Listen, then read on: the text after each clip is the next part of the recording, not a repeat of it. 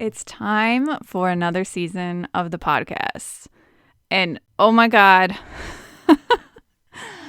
I don't think I filmed since November. So we're just going to roll with it and see where this takes us because, I'm a little wobbly. I'm going to be honest. Okay. The 4 things I really want to share with you in relationship to the best tools to help you navigate through spiritual awakening. So, when it comes to understanding spiritual awakening, one of the more critical components that we have yet to talk about is just going into the depths of the tools, the core methods that really help you when it comes to spiritual awakening. And I feel like this is one of those things where we've shied around the topic many times, but we've never really dived headfirst deep into some of these core concepts, why they're so beneficial to the spiritual awakening path, and most importantly, how it can help you. Because at the end of the day, isn't that what it's really about? So let's dive into exactly that.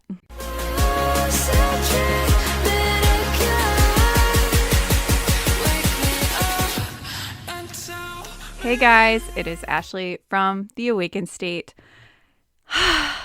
I'm gonna admit, I'm a little bit wobbly. Let's just set the pace here, okay? I haven't filmed since November. I went on a big hiatus, and to be quite frankly, it was so needed.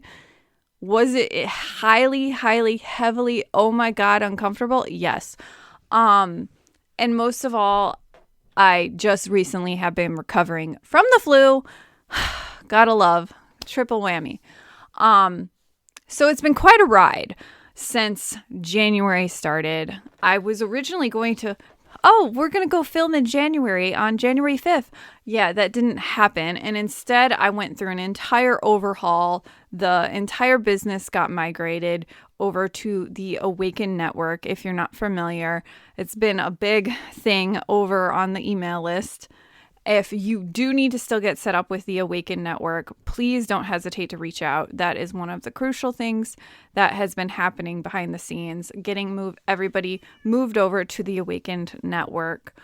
In terms of what else has been happening, I've been really working heavily on the book. This has been a book on spiritual awakening that has been in my brain since 2015.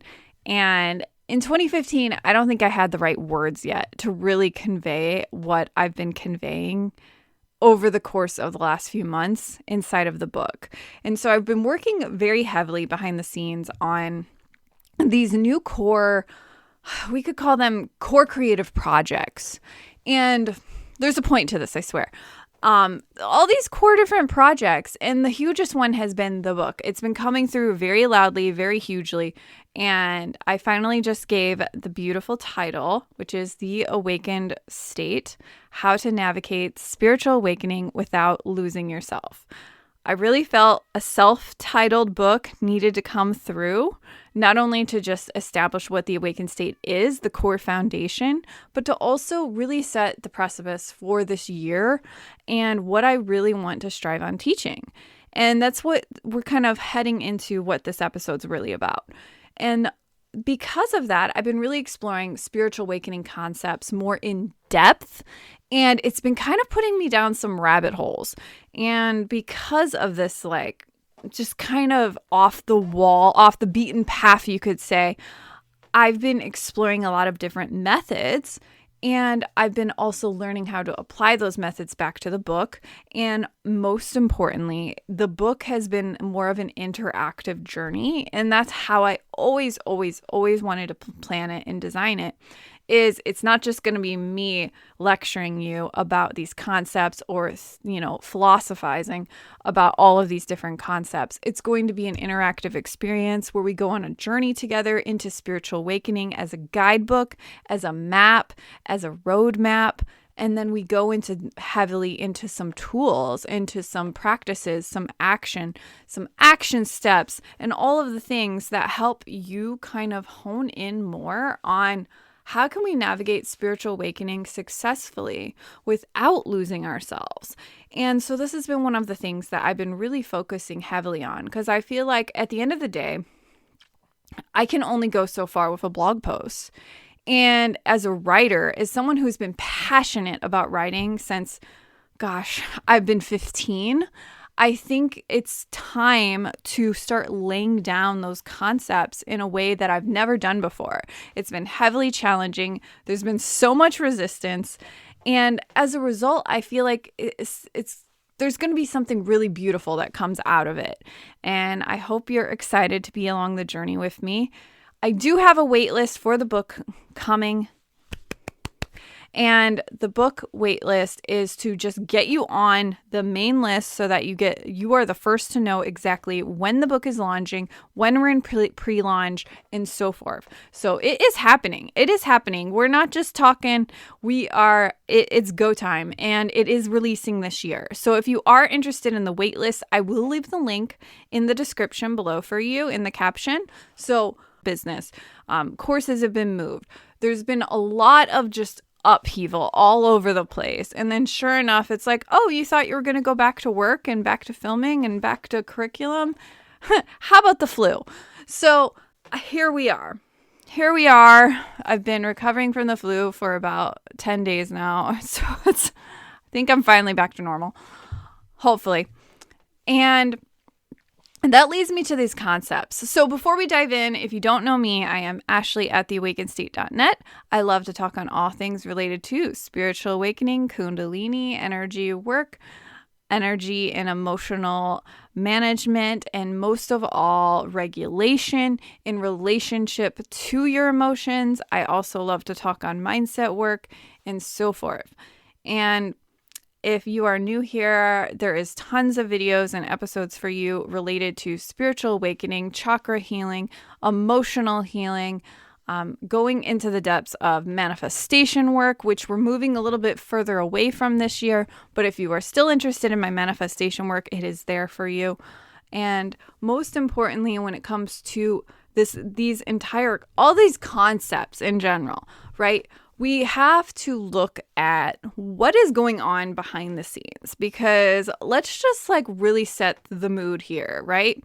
So when we think about this video is going to be about what are some of the top methods that can help you with spiritual awakening that you probably are not finding in the New Age section.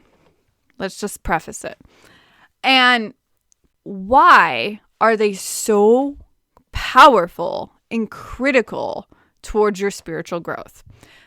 So here's the thing. A lot of the times what we don't realize when we have a spiritual awakening, we go through a process of our nervous system being incredibly dysregulated, and we don't realize it at first. And because of this, what's happening is there's so much upheaval that is occurring systematically, psychosomatically, emotionally, mentally, physically. It's so demanding on the nervous system when you experience a Kundalini awakening, especially. When you experience a spiritual awakening, it's a little bit more subtle, but it's still happening. It's still happening neurologically all over the place. And because of this, you probably think you're crazy or you're overwhelmed, you're overstimulated. There's all of these different parts and pieces coming online that you've never heard of before. Maybe you've been suppressing your intuition for years, and then all of a sudden you're massively intuitive and psychic, and you don't know how to deal with those sensations. At the same time, when we look at spiritual awakening as a whole, as a concept, we don't realize that we're becoming more consciously aware. And then that conscious awareness piece is so crucial for so many people. But it's hard to be consciously aware when you're also dysregulated, because those two don't go hand in hand together. And instead, they're actually the polar opposite. And so when you have a spiritual awakening, you're going through all of these different changes. We have the signs and symptoms of spiritual awakening. Well, one of the prefaces of what the awakened state has always been about, and I'm going to get very loud about it this year, is how do we navigate awakening after we have awakening happen? What is going on after awakening? And why do we not have tools to deal with it? Because that's what I wish someone would have told me, like way back when in 2011, is why are there not real tools to deal with it? Am I right or am I right? Because at the end of the day, when you have a spiritual awakening happen, your nervous system is completely off the wall. It's completely jarred. And you have all of these things starting to show up for you. And then at the same time, you have all these signs and symptoms that you've never even like freaking heard of before starting to happen, like time dilation or experiencing a past life in your current life, or having all of these bizarre sensations that are a little bit more weird than just some flu-like symptoms occurring to you. Feeling energy and then telling your doctor that you can feel and see energy is just going to get you some really crazy looks. Like, I remember going to my eye doctor and being like, yeah, I see tracers around objects sometimes. Should I be concerned? And if you're not familiar with traces around objects, it's often a concept in psychedelics where you can see the aura of an object. You can see the aura of an object as you're staring at it. And this used to happen to me a lot in the early days of Kundalini awakening. And the doctor was like, I don't know what you're talking about. I've never heard of tracers before. Your vision is completely healthy. I think, you must just be a little bit crazy. And that was that. And then if you think about it, we have these symptoms and these things, all this stuff is coming up for us. And then at the same time, we have no tools to manage what to do with it. Right? Like, we have no tools to manage our intuition. We have no tools to manage how the heck to talk to higher self. We have no tools on how to manage the emotional gravity of regulation that needs to come through as we start to heal. And at the same time, we don't have tools to regulate our body. We don't have tools to focus more on changing our mindset. And all of these different pieces and parts have been like slowly kind of coming through like a story to me. And I want to just go through some of the more key pieces that I continuously keep seeing. And we're going to talk about them heavily in the book. We're going to talk them heavily in this episode. And most of all, if you want to take this work even further, these are concepts we go heavily into in a lot of my courses. So if you are interested in the shop, I will leave a link down below for you to explore the shop. And most importantly, when it comes to also looking at these different methods and tools, we have to also just kind of peel back the layers here of have an open mind if you are coming out of the new age paradigm of needing crystals, needing oils, needing all of these external tools. Because at the reality of it, we need to be focused more on our internal state. And that's what I'm here to talk about. So the first tool is one that's been heavily trending with the current collective chaos that's been happening, and that is regulation. Understanding nervous system regulation has been a life-changing tool for me.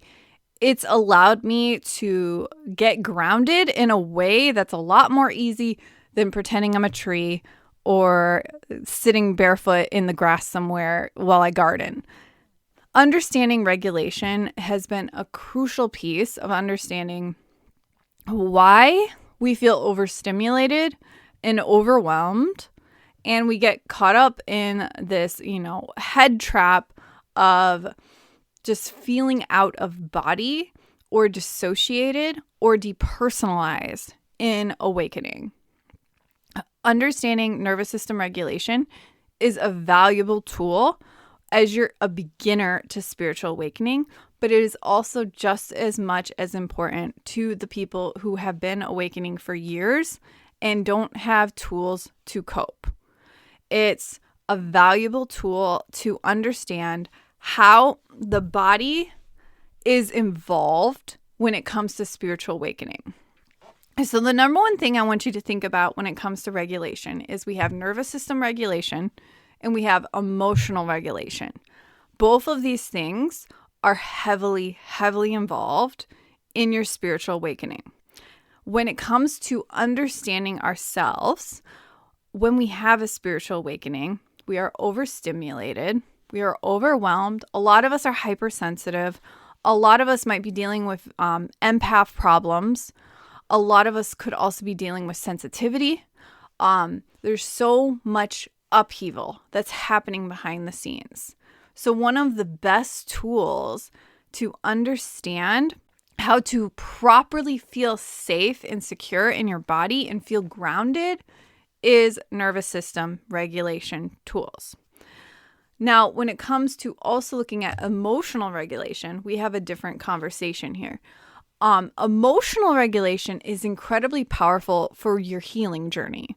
And this was something that I've been kind of piecing back the layers of how when I teach the chakras, I do teach regulation with your emotions. I don't think I've ever just bluntly said it like that, but the work that we do with the chakras in relationship to emotional healing is rooted in emotional regulation.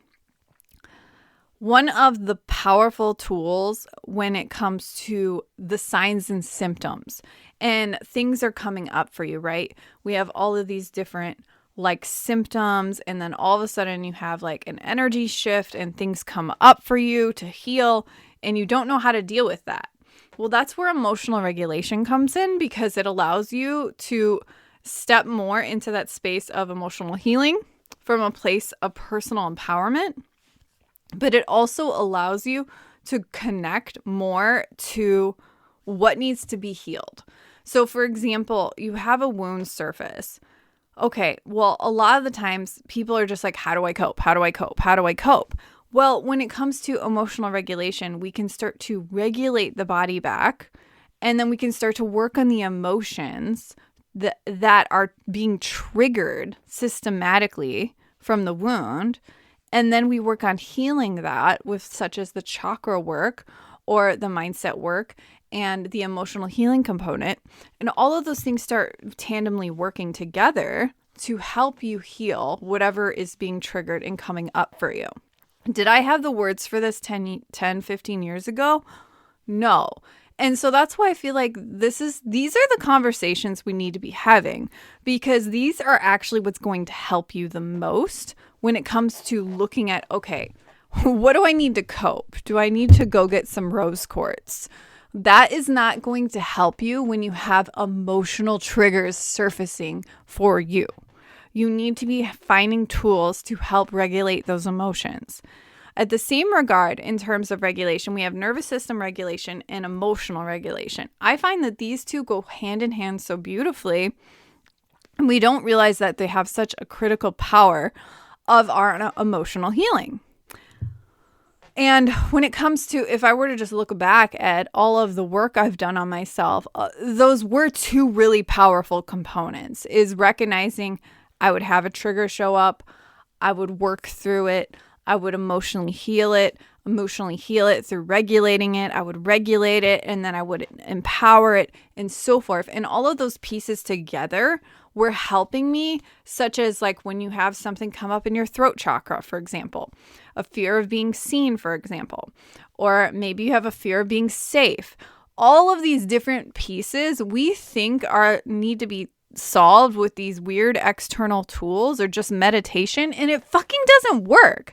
And it doesn't work because we have our emotional body involved. We have psychosomatic symptoms coming up for us. We also have the sensations of feeling dysregulated in our body coming up. All of these different pieces are happening behind the scenes. And if we're just walking around saying, I don't know how to cope, I need to find tools to cope, and we're reaching for, sage, or we're reaching for a crystal, what we're going to find here is it's a half-ass result, and it's a Band-Aid compared to the internal capacity work we could be doing.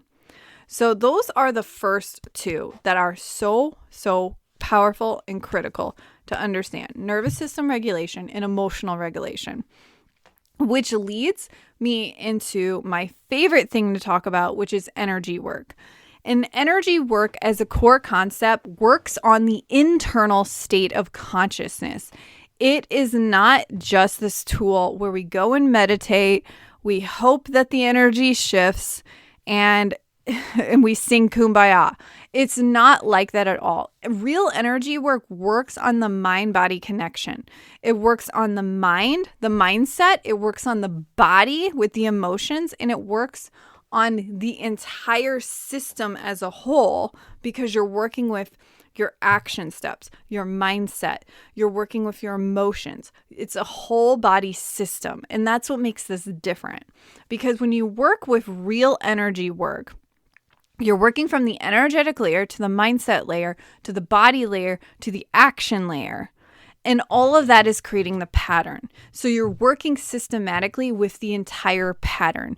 And that is what creates real sustainable healing on the body, because that is the emotional work going on behind the scenes. When we talk about I'm doing the inner work, that's what we need to be doing, is we're working from the energetic to the mindset, to the emotion, to the action, to the entire pattern layer, because that is what is going to actually help you shift and change the easiest. So this is the work we do really heavily in the Chakra Academy. And the Chakra Academy is going to get some updates where we're going to go a little bit further into more of that psychosomatic work, where we're going to connect into the regulation and the emotions and so forth. That's going to be added this year.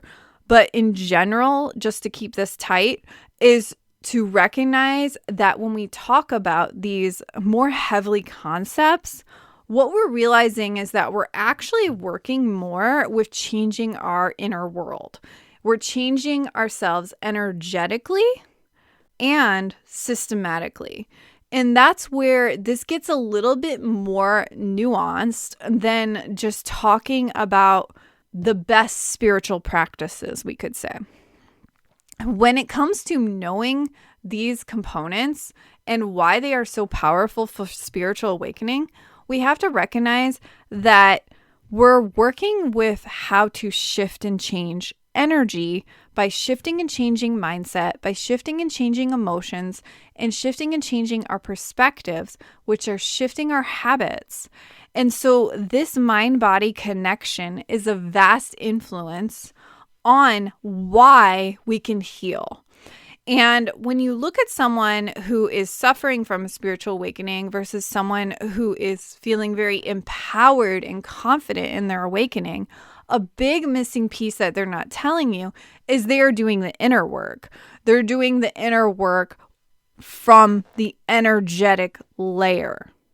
And because of that, the energetic layer holds a vast component of why we can move forward, why we can literally let go of past wounds, why we can navigate through triggers with power instead of pain, how we can move forward and process. And I think when we don't really just get into it and just say that what we're not recognizing is that that's not happening from a crystal or a sage or an energy cleanse. That is happening because someone's working on their internal state of consciousness, and they're shifting and changing the physical energy in their body. And that is what actually will help with spiritual awakening, because you have all this stuff coming up for you. And what is happening is we have all of these things coming up to heal.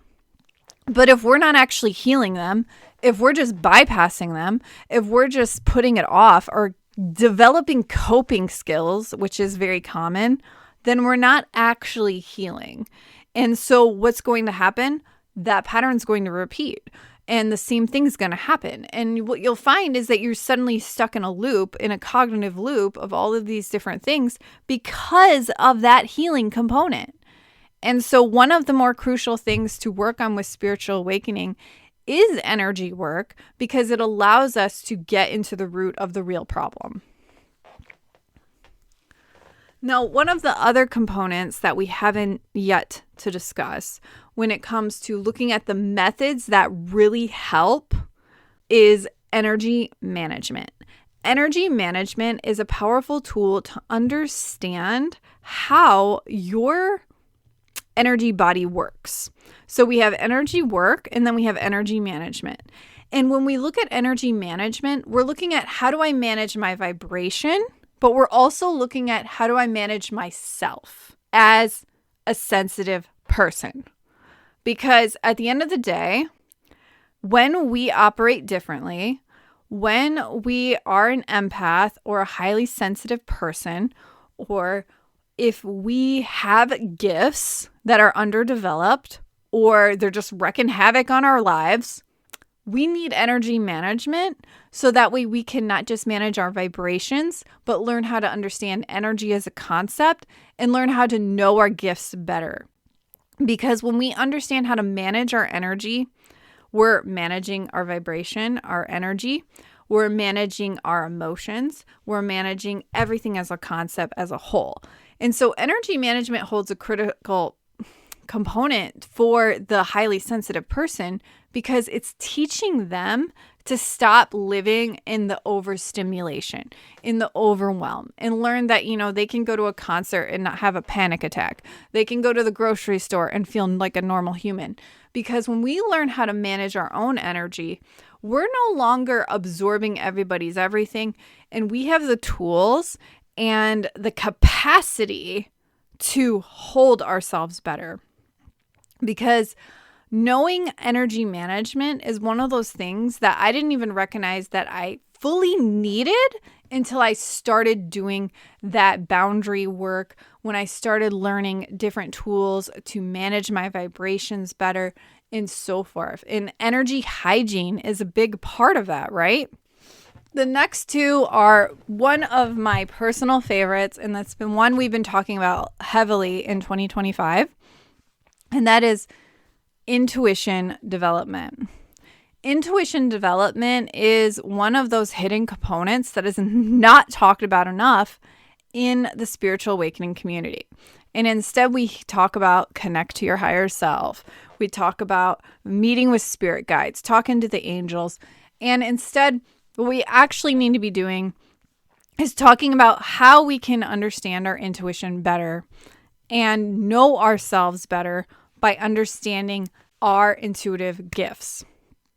Our intuitive abilities are incredibly powerful and unique to who we are.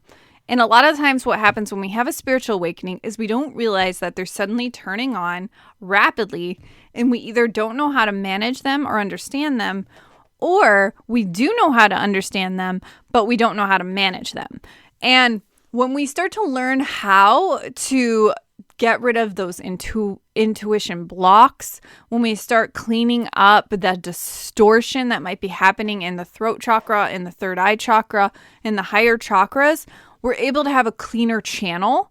And when we have a cleaner channel, we're able to communicate easier with our intuition and listen to our intuition easier.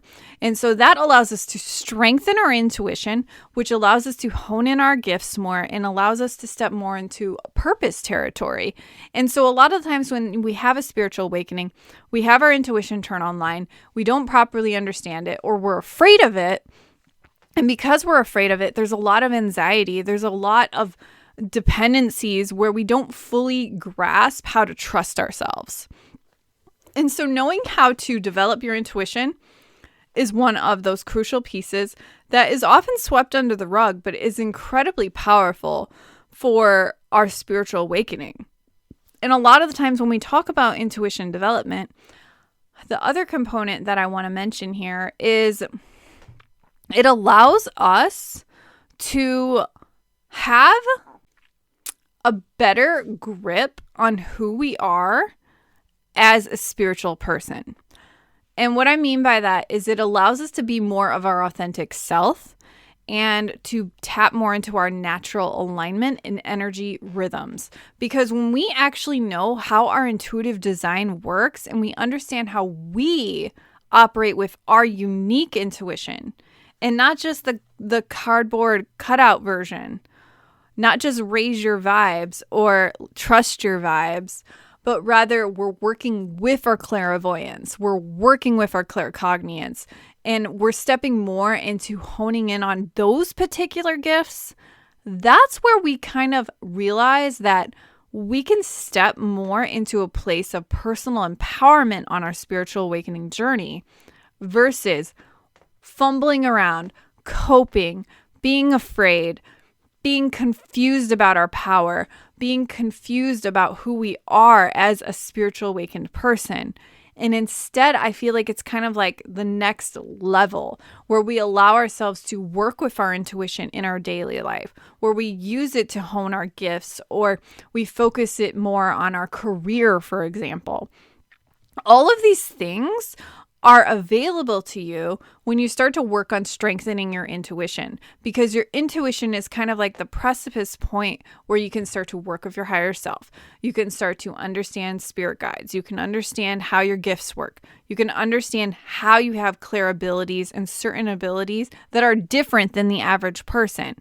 And you start to recognize that all of these things are happening behind the scenes as you spiritually awaken, but maybe you're not fully grasped who is the awakened me yet. And that's the funny thing, right? We have an awakened self. And this is something that I've been exploring a little bit in the book, is we have an awakened self. And that awakened self has intuitive abilities. That awakened self has ways to confidently not allow themselves to get stuck in losing themselves in their own spiritual awakening journey. And instead, they have the tools of confidence and empowerment to manage their symptoms as they come up. They have the tools and the confidence to understand their intuitive gifts better. They have the tools and confidence to hone in more on how to use those intuitive gifts in their life, how to benefit from them, how to let them advance their evolution, how to focus more on where they are at in their own journey, but to also allow it to help them heal, to guide them, to hone in on their daily strengths, and to really look at their intuitive strengths as a natural part of them that will help their evolution. All of those things are happening behind the scenes when we have a spiritual awakening. And when we allow ourselves to strengthen our intuition, we can grasp that as a whole concept. Now, I want to start wrapping this up because we're already at the 30-minute mark. But the last component that I've been talking about, and I've been very passionate about this, is reprogramming. And subconscious reprogramming is one of those things that it's been kind of floating around the spiritual industry for a while. But what we don't realize is its influence on spiritual awakening is incredibly powerful. And the reason for this is very simple. So we have our past self and our present self and our future self. Now, a lot of the times when we have a spiritual awakening, our past self gets triggered. It kind of comes to the surface, and we are supposed to work on healing the past self. And what happens with this is it's kind of like it comes into awareness, and then we usually recognize it's coming up for clearing, and then we deal with this in some shape or form: emotional healing, chakra work, inner healing, inner child work, whatever, shadow work. We work on that. And then a lot of the times we just release. Well, reprogramming allows us to take everything to the next level. So instead of just working on releasing work, we go to the next level of the identity. And this is where we have the embodiment piece. We have the identity shifts. We have this component of moving more into that new paradigm self. That is all possible with reprogramming. It is not possible to do that kind of work with just releasing work. So I find that reprogramming kind of answers a lot of these questions for us. It says, what can I do to overcome the old paradigm self? How do I really let go of the old paradigm self? How do I let go of the old past me? That is the work of reprogramming. because reprogramming allows us to recreate ourselves in our own image. It allows us to focus more on the person we desire to be instead of who we were. It allows us to heal the past self, make peace with the past self, but recognize the past is optional. The past is optional.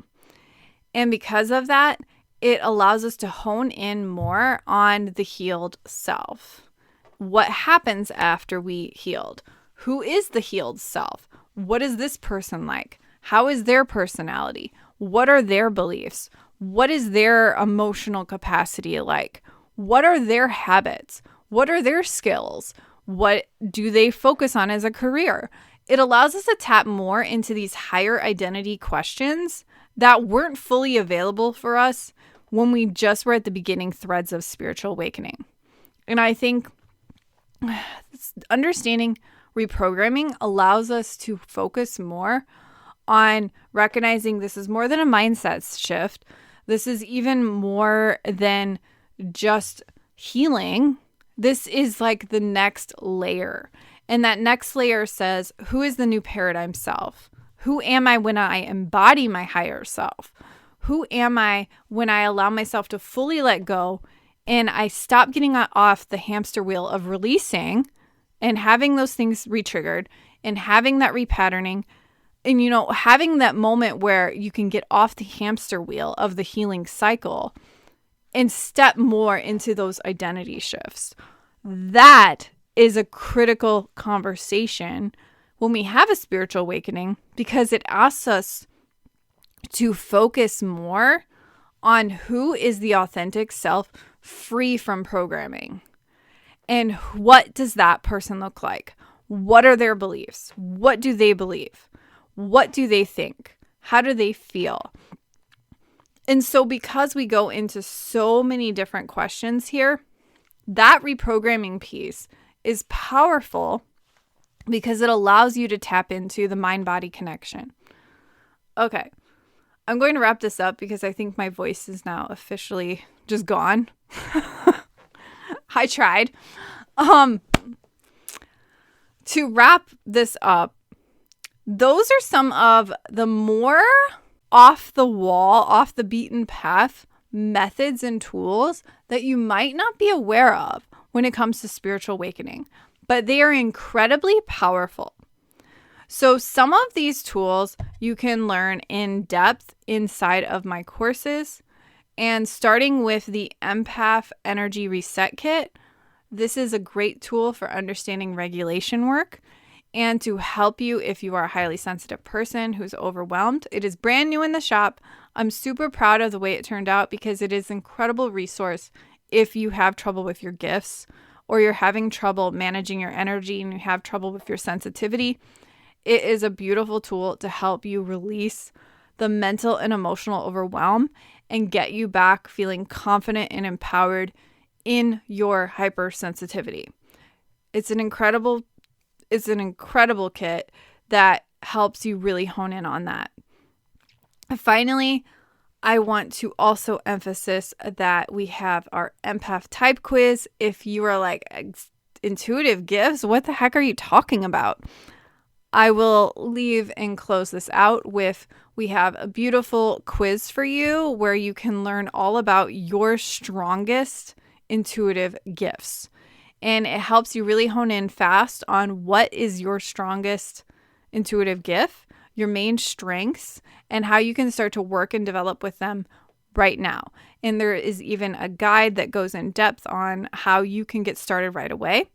And most importantly, I feel like we need to also just emphasize here that these methods and tools are all about the internal state. A lot of what we see out there isn't focusing as heavily on our internal world. And that is the reason why we often struggle and we feel overwhelmed and we feel exhausted and all of these things. Because if we're not working on the internal state, that is where real shifts happen. Because when we shift our internal world, our external world inevitably shifts too. Okay, So if you're interested in the quiz, I will leave the link below for you. It's empath-quiz, the awakened state. And I'll talk to you guys next time.